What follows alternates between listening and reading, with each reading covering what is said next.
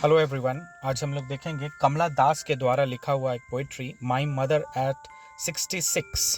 सो इस पोएम के साथ में हम लोग कमला दास जो कि एक पोएट है उनका बायोग्राफी को भी हम लोग देखेंगे। कमला दास, उनका जन्म हुआ था 1934 में मलबार कोस्ट, जो कि लोकेटेड है केरला में। ये बहुत ही अच्छी पोएट है जो कि प्रोटेस्ट पोइट्री लिखती है, कन्फेशनल पोइट्री लिखती है और वुमेन इश्यूज पे भी इनका काफ़ी अच्छा ध्यान था।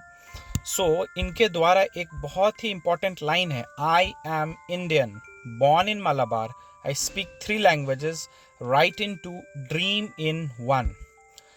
कमला दास है वो, सी इज़ एन इंडियन, और उनका जो मदर टंग था वो था मलयालम, क्योंकि केरला का जो लैंग्वेज है, राजकीय भाषा है, वो मलयालम है।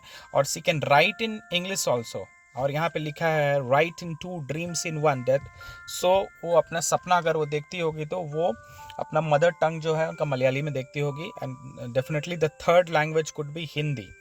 सो हम लोग इसके बारे में आगे देखते हैं कि key elements of a poetry, these are the very important key elements of a poetry. My story is an autobiography, ये अपने द्वारा, खुद के द्वारा लिखा हुआ एक वर्क है। माई स्टोरी, उसमें वो खुद के बारे में लिखती है। उनका जो भी पोएम रहता था वो प्रोटेस्ट रहता था। प्रोटेस्ट क्या चीज़ पे? वुमेन इशूज़ पे। अगर कहीं if the women are oppressed, could be marginalized community, और उनके अगेंस्ट में बहुत ढेर सारा डिस्क्रिमिनेशन होता था। तो she is one of the foremost writer जो प्रोटेस्ट करते थे अगेंस्ट में, और उनका 4 वॉल्यूम्स हुआ था।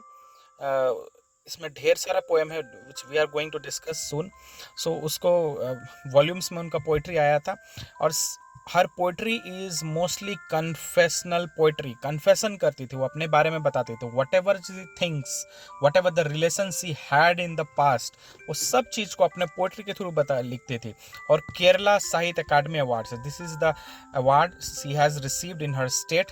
एक साहित्य अकादमी अवार्ड है जो हम लोग देखते हैं कि ये नेशनल अवार्ड भी है, जो कि जो साहित्य में, जो भी लिटरेचर का एरिया में जिसने भी बहुत अच्छा योगदान दिया उनको मिलता है। तो लेकिन केरला साहित्य अकादमी अवार्ड जो कि केरला में ही मिलता था। उसके बाद हम लोग देखते हैं about the poet, born in Malabar Kerala. Malabar एक कोस्ट है जो कि काफ़ी लंबा कोस्ट है केरला में, का जो सी बीच है उसके एरिया को हम लोग बोलते हैं मलबार कोस्ट, और वहाँ पे इनका जन्म हुआ था। उनका जो सबसे इम्पॉर्टेंट चीज़ है, उनका जो वर्क्स है, वो ओरिजिनलिटी, वर्सटैलिटी पे बेस्ड होता है, और बहुत ही वर्सटाइल है, बहुत ही ओरिजिनल है। Whatever she things she use to write, she use to pen down. और इंडिजीनियस फ्लेवर, मतलब मलबार कोस्ट, साउथ इंडिया में मलबार कोस्ट है, वहाँ पे जो इंडिजीनियस, तो लोकली जो व्यूज़ एंड थिंकिंग, उसको उसका फ्लेवर रहता था उनका पोइट्री में।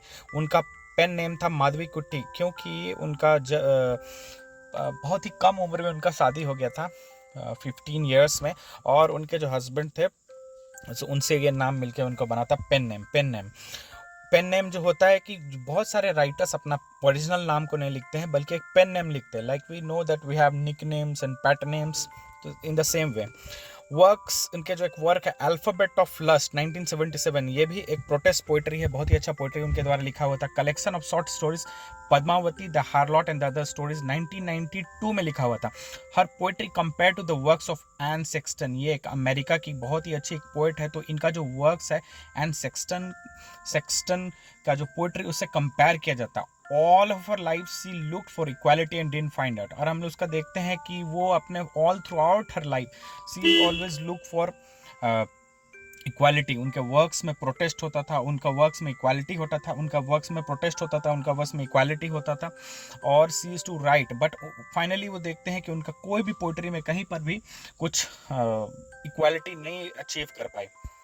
अब उसके बाद में these are the sticky notes, these are very very important sticky notes which I would like to present. अब मैं आप लोगों को दिखाता हूँ। यहाँ पे पहला स्टिकी नोट्स में देखते हैं, she captures the complex subtleties of the human relationship in lyrical ballad। lyrical ballad मतलब पोइट्री उनका बहुत ही लिरिकल रहता था। रोमांटिक एज में हम देखते हैं most of the poetries are written in lyrical form, ballad. उसमें देखते थे कि ह्यूमन रिलेशनशिप में जो भी घटनाएं घटती थी, अच्छी या बुरे, उन सब चीज़ों को वो अपना पोइट्री के माध्यम से she use to present a woman ahead of a time. Times of India ने कहा था कि she is a women who she is ahead of a time, अपना समय से आगे चल रही है। उनका जो थिंकिंग है, she was born in the year 1934, but उनका जो थिंकिंग था वो बहुत ही अहेड था। She could able to portray each and everything, futuristic things. दूसरा स्टिकी नोट्स है, the poetry cannot be sold in India. ये उनका कहना था कि उनका जो भी पोइट्री है, because she use to write in English and people used to say listen, लोग बोलते थे कि your mother tongue is Malayali, you live in India, Hindi is the national language. So why are you writing in this foreign language? English is not an Indian language, it's a foreign language. But why are you writing in this? दूसरा point है poetry. Parents had a literary background. उनके जो माता पिता थे वो बहुत ही, उनका लिटरेरी बैकग्राउंड था। उनकी मॉम भी पोएट थे और उनके पिताजी पे बहुत ही रिनोन्ड व्यक्ति थे। नॉमिनेटेड, दूसरा पॉइंट है कन्वर्टेड टू इस्लाम कमला सुरैया। वो कन्वर्ट हो गई थी, वो इस्लाम को एक्सेप्ट कर ली थी, because she had an affair with a man who belongs to a Muslim community, Muslim religion को फॉलो करता था। तो उसने बाद में अपना नाम कमला सुरैया रख लिया। लेकिन हम लोग देखते हैं कि वो उस इंसान से शादी नहीं कर पाई थी, बट फाइनली सी कन्वर्टेड। और उनका जब डेथ हुआ था तो वो भी एक मुस्लिम ग्रेवयार्ड में उनका दफन हुआ है। द टाइम्स उनको कहता था कि murder of modern English poetry, mother of modern English poetry. She could able to write English. और ये मॉडर्न जमाना है कि after second world war, after our independence, she is to write in English. और उनको नॉमिनेट किया गया था नोबेल प्राइज में। अगला पॉइंट है, नॉमिनेट किया गया था। तो this is one of the very best thing for a poet और ए नोवेलिस्ट और ए ड्रामेटिस्ट, कि उनका वर्क्स को नॉमिनेट किया गया था 1984 में। पेन एशियन पोएट्री प्राइज 1963 में उनको पेन एशियन पोएट्री प्राइज से सम्मानित किया गया था। सिंडिकेट कॉलमनिस्ट थी। सिंडिकेट कॉलमनिस्ट मतलब कि वो न्यूज़पेपर में लिखती थी और उसमें क्या लिखती थी, expresses her views on women issues and children issues. So वो बहुत ही एक फॉरमोस्ट राइटर थी, वो वुमेन इश्यूज और चिल्ड्रन इश्यूज के बारे में लिखती थी। अब उनके these are the some of the poetry collection of Kamala Das. The Siren 1964, Summer in Calcutta 1965, The Descendants 1967, The Playhouse and the Other Poems 1973, The Stranger Time 1977, The Collected Poems 1984, Anna Malai Poems 1985, Only the Soul Knows How to Sing 1997, My Mother at 66, Ya Allah 2001. So these are the one of the very best poetry written by poetry and other works written by कमला दास, जो कि English में translate हो गया है। Okay, अब हम लोग directly poem के बारे में जाएंगे। पोएम को देखेंगे कि पोएम में कमला दास एक्चुअली क्या क्या वो बतलाना चाहते, व्हाट आर हर व्यूज। तो these are the difficult English words जो है, doze, ashen, corpse, printing, spelling, wan and act. मैं थोड़ा स्पीड में बोल रहा हूँ जस्ट बिकॉज हमारे पास समय कम है ना। I want to make this video little bit short, like 10 to 15 minutes। So poetry में हम लोग जाते हैं, पोएम में जाते थे। My mother at 66, driving from my parents home to Cochin last Sunday morning, I saw my mother besides me. ये अपने घर को लौटी थी, घर में बहुत दिनों के बाद आई थी। कौन आई थी? कमला दास खुद आई थी। तो ये उनका अपना लाइफ के बारे में है, वो अपने लाइफ के बारे में बता रही है। और उसकी मॉम जो है, उनकी जो मदर है, वो ओल्ड हो चुकी है और अपने पेरेंट्स होम से वो जा रही है कोचीन लास्ट फ्राइडे मॉर्निंग। अब कोचीन को जा रही है, कैसे जा रही है? एयर ट्रैवल करके, फ्लाइट से वो लौट रही है। और रास्ते में जब वो कार में बैठ के जा रही है तो अपनी माँ को देखती है। आई saw my mother beside me, बगल में बैठी है। Doze open mouthed her face ashen like that of corpse and realised with pain. तो डोज का मतलब क्या होता है, हम लोग पहले का देखते हैं। डोज का मतलब है शॉर्ट लाइट स्लीप। वो छोटा सा नैप ले रही थी, बिकॉज हम लोग देखते हैं कि जो ओल्ड हो जाते हैं वो लोग थोड़े से जल्दी उनको नींद आ जाता है। तो वो while they were driving to the airport, लेकिन उसको थोड़ा सा नींद आ गया था। एसन पेल, चेहरा पूरा नम पड़ गया था, चेहरा थोड़ा सा बिकॉज व्रिंकल पड़ा हुआ था। और एस लाइक, राख की तरह, मतलब क्योंकि उसमें कोई लाइफ नहीं था। और कॉप्स का मतलब होता है dead body. So open mouthed, और उनकी माँ का मुंह खुला हुआ था, सो रही थी और उनका मुंह खुला हुआ था। हर फेस एसन लाइक दैट, और उनका फेस है लग रहा था कि एस की तरह, राख की तरह, उसमें कोई जीवन नहीं है। Of corpse, of a corpse, corpse मतलब डेड बॉडी में हम लोग देखते हैं कि उन पे कोई खून नहीं दौड़ता है, तो किस तरह से हो जाता है, रियलाइज्ड विथ पेन। और माँ का जो बुढ़ापा है वो दिख रहा है, बुढ़ापा में पेन होता है। That she was as old as she, क्योंकि वो बूढ़ी हो चुकी है। Looked but soon put that thought away, वो अपनी माँ को देखती है, फिर बाद में फिर अपने उस थॉट को वो हटा देती है। लुक्ड आउट एट यंग, और वो उसके बाद वो अपनी माँ को देखती है और थोड़ी सी दुख होती है। उसके बाद वो खिड़की से बाहर देखने लग जाती है। कहाँ देखने लग जाती है? बाहर देखने लग जाती है। बच्चे खेल रहे थे।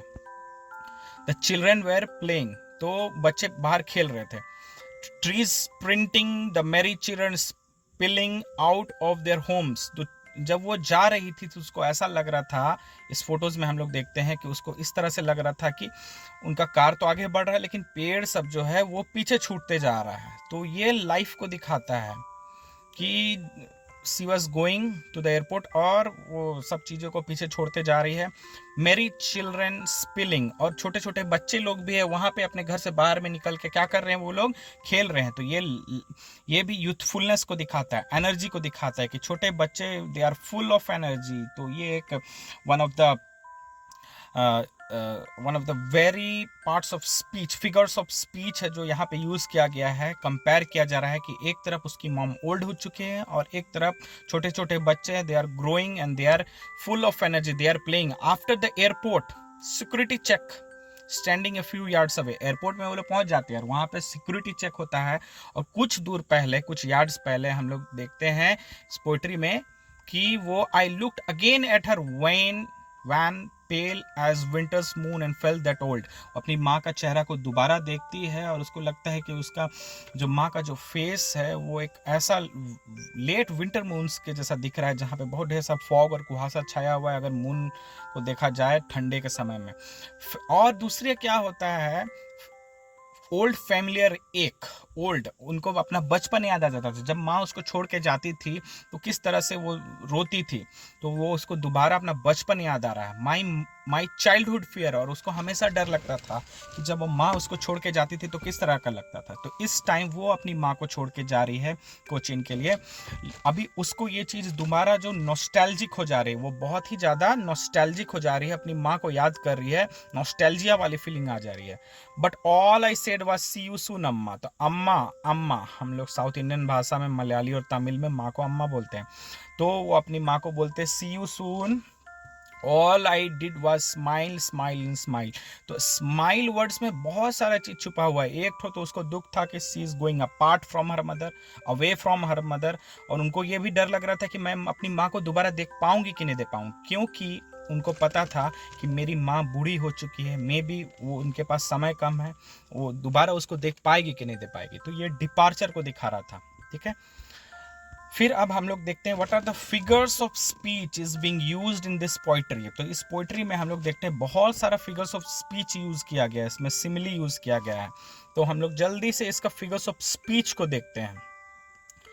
तो हम लोग यहाँ देखते हैं comparison between her mother face and corpse. तुम अपनी माँ का जो फेस है, क्योंकि वो व्रिंकल्ड था, बहुत बूढ़ी हो चुकी थी, तो उसकी फेस को वो कॉप्स के साथ, मृत शरीर के साथ, उससे उसको कंपेयर कर रही है। Airport to take flight, airport से जब वो जा रही है वो इंडिकेट करता है डिपार्चर एंड सेपरेशन, क्योंकि अपनी माँ से दूर जा रही है। तो एयरपोर्ट एक इंडिकेट कर रहा था कि एयरपोर्ट से जाना मतलब अपनी माँ को छोड़ के जाना, एक डिपार्चर एंड सेपरेशन। दूसरा पॉइंट, तीसरा पॉइंट है children, the children are full of energy and youthfulness. अब एक तरफ अपनी माँ को देखते हैं, she is old and in front of them वहाँ पे बच्चे हैं, वो खेल रहे हैं, वो यूथफुलनेस को, एनर्जी को, they were very vibrant. Winter, winter दिखाता है symbol of death, symbol of death, that माँ, her mother is approaching towards death. Old familiar एक नॉस्टैल्जिक हो जा रही है कि बचपन में किस तरह से उसकी माँ उसको छोड़ के जाती थी, तो उसको किस तरह से दर्द होता था, डर लगता था माँ छोड़ के चल जाएगी। Childhood fear late winter's moon whose life is obstacle by the fog and mist, very important line, late winter moon whose light is obstacle by fog and mist. जो मून का जो लाइट है उसके सामने एक ऑब्स्टिकल आ रहा है। क्या आ रहा है? फॉग और मिस्ट, कुहासे सब आ जा रहे हैं। So this is the end of the poetry. I hope आप लोगों को ये पोइट्री समझ में आया होगा। अगर नहीं समझ में आया होगा तो यू कैन रिवाइंड, आप अगेन इसको प्ले करके देख सकते हैं। So stay tuned, stay safe, thank you.